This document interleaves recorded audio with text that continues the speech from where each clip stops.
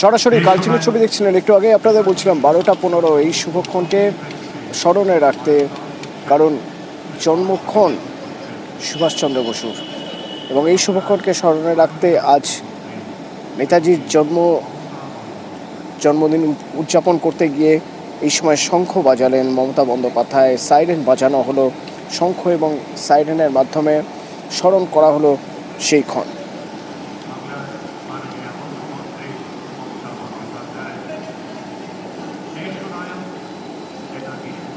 শ্রদ্ধা জানানো হলো নেতাজি সুভাষচন্দ্র বসুকে, এবং এরপর শুরু হবে তার আজকের অনুষ্ঠান।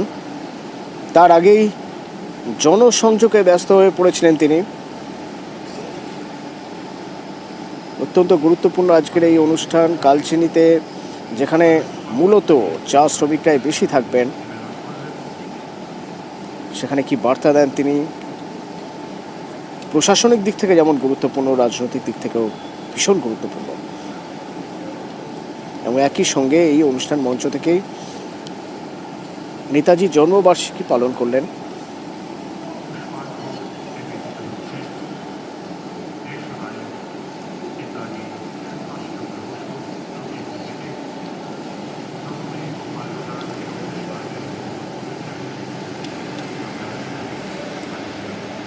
আমার সহকর্মী আবির আমার সঙ্গে রয়েছেন এখান থেকেই। আবির, এই মুহূর্ত একটু তোমার মাধ্যমে একটু দেখে নিতে চাইবো যে কিভাবে আজ এই জন্মবার্ষিকী, নেতাজি সুভাষচন্দ্র বসুর জন্মবার্ষিকী পালন করা হলো, মুখ্যমন্ত্রী মমতা বন্দ্যোপাধ্যায় পালন করলেন।